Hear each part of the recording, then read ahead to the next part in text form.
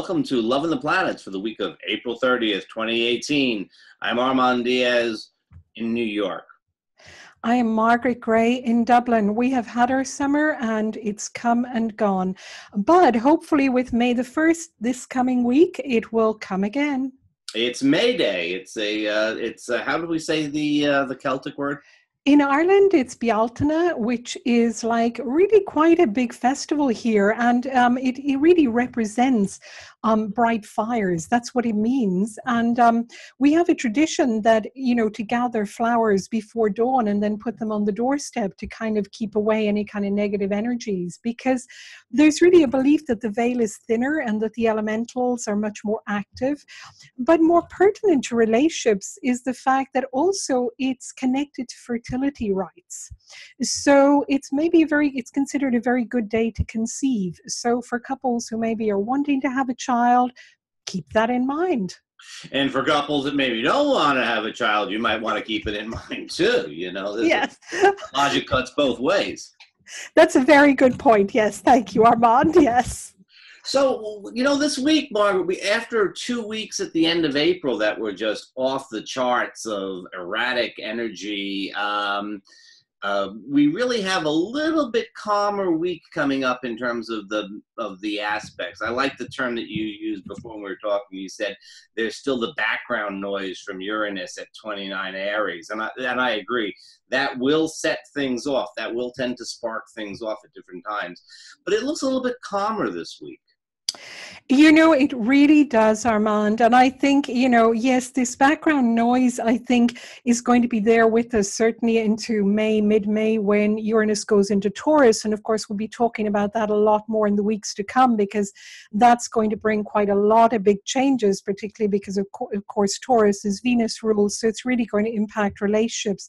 But this week is really kind of like a breath of fresh air, where we can kind of maybe relax a little bit more, both within ourselves, in our relationships, and really just we're not jangled. I think we've just been so jangled over the past few months, really, that it's felt not easy to communicate in relationships, not easy to just sit down with loved ones and just feel that there wasn't that intense pressure on us. So this is really kind of a week to have some fun, to relax, to just really, not worry too much about the planetary energies. I mean, on Tuesday, we've got Venus quincunx Saturn in Capricorn. That's kind of an interesting... Yes.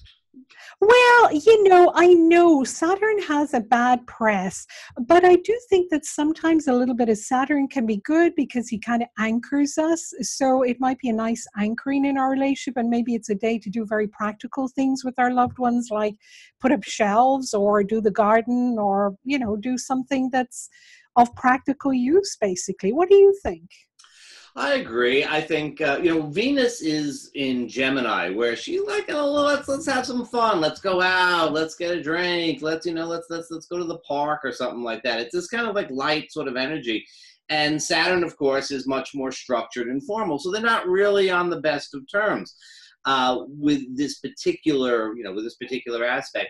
But I don't think it's such a stress or anything. And then, of course, the moon goes into Sagittarius, and that's going to oppose Venus. That should be nice at midweek. And maybe on the weekend when the moon is in Capricorn, there'll be a little bit more of that, do we take care of some business? Do we do some chores, or do we go and have fun?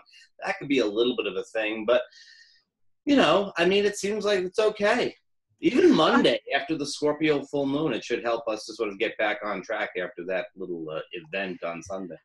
I think we really need it. And I think certainly by the weekend, we do have a lovely, easy trine between the sun in Taurus and the moon in Capricorn. And I think that kind of helps. I think when there's that connection between, the sun and the moon, it helps that internal connection within us between who we are in the outside world and who we are in our private emotions. And I think that really gets reflected in our relationships, because there's an ease, there's a comfort.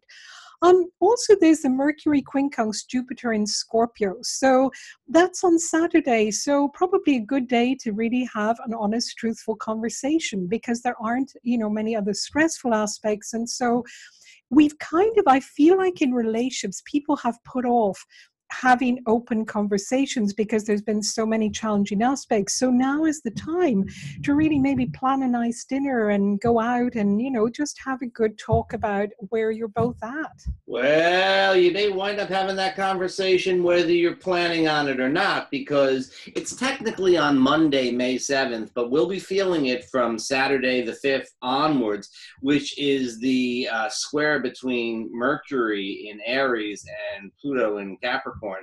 And that could be, that is, I got to say what I have to say, which is Mercury in Aries. And you may not love it, which is Pluto in Capricorn.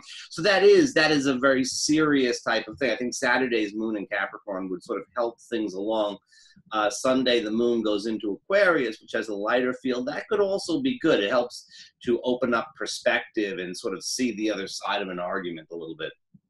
And also on Sunday, we've got the Sun sextile Neptune. So that's kind of a nice romantic aspect. So, if you're planning a date with somebody, that might be a really nice time to do it, because it does have that romantic feel about it. And as you say, with the Mercury on the Monday, the energy coming in, it's also time to be honest. And so it's not as if the Neptune, pink colored glasses are the only thing there. There's also an honesty behind it.